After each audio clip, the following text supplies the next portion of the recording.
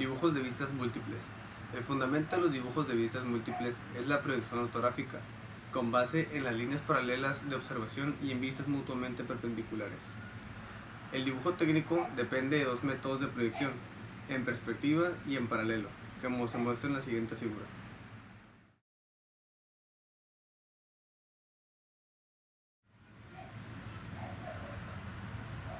Dibujos de varias vistas múltiples.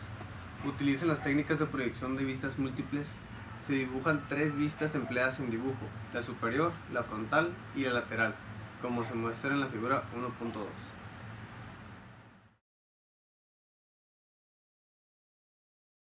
La proyección puede orientarse para producir un número infinito de vistas de un objeto.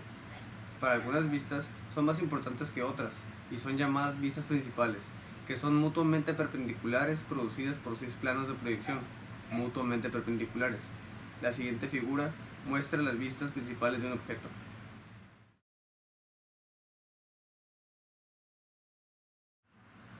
La figura 1.4, que es la siguiente, muestra el acomodo estándar de las siguientes vistas principales del ANSI, proyección del tercer ángulo y estándar europeo.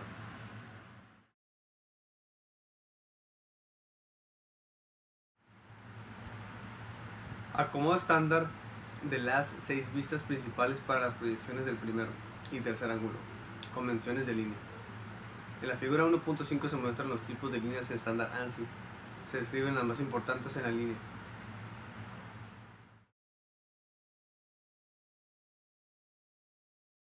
Líneas estándar de ANSI, empleadas en los dibujos técnicos. Las líneas más importantes. La oculta.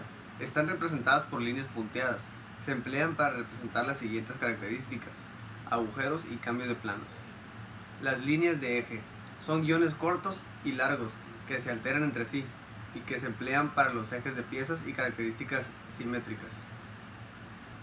La proyección axonométrica es una técnica de proyección paralela empleada para crear el dibujo pictórico de un objeto girando alrededor de un eje relativo o un plano de proyección de una imagen. Los dibujos axonométricos se clasifican de acuerdo con los ángulos entre las líneas que comprenden los ejes axonométricos. Estos ejes indican entre sí para formar una esquina del objeto. La figura 1.6 muestra las tres vistas axonométricas que en la tabla 1.5 se describen.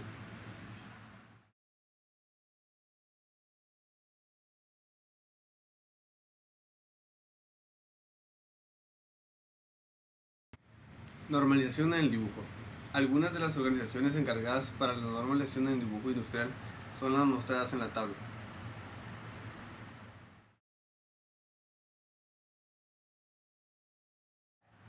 Tamaños de hojas y plegados.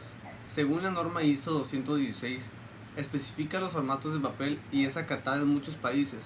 El estándar se define por el tamaño A4, que es un poco más grande que un tamaño carta, pero más chico que un tamaño oficio, como se observa en la figura 1.7. Así como el doblado del mismo para la entrega de proyectos de forma normalizada, de acuerdo al manual de IRAM 4504, donde la figura 1.8 se observa la manera adecuada del doblez del plano, según la hoja usada. También se puede citar que hace mención en su apartado de plegados, que el tamaño convencional A4 es el patrón para el plegado de los demás tipos de hojas mostradas en la figura 1.7. Para encuadrar el doblado se hará según la figura 1.9.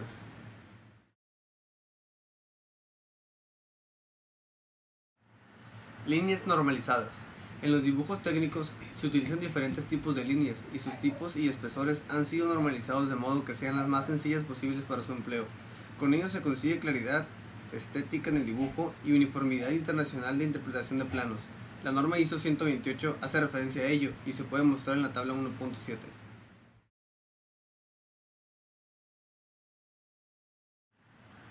Normas para rotulado y listado de materiales. El rótulo que se usa en los planos normalizados deben incluir los siguientes datos y en la figura 1.10 se muestra un ejemplo de ello. Número de registro de identificación. Título del dibujo. Nombre del propietario. Zona de información suplementaria. Indicativos.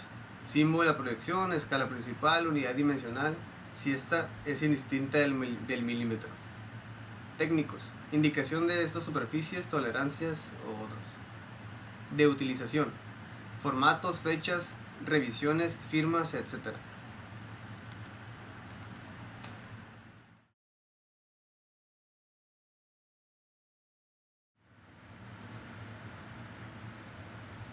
Ejemplo de rótulo. Según la norma IRAM 4508, las informaciones y datos a indicarse en el rótulo se efectuarán en los formatos A4 y los mayores, y cuando no se tengan modificaciones se distribuye como se muestra en la tabla 1.11.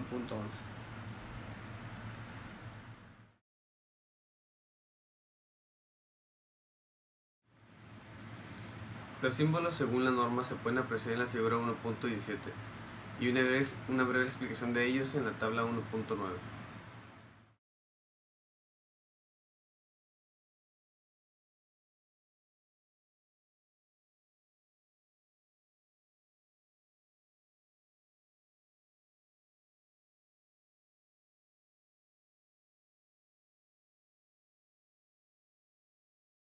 Con esto damos por finalizado el tema de dibujo de vistas múltiples. Agradezco la atención prestada.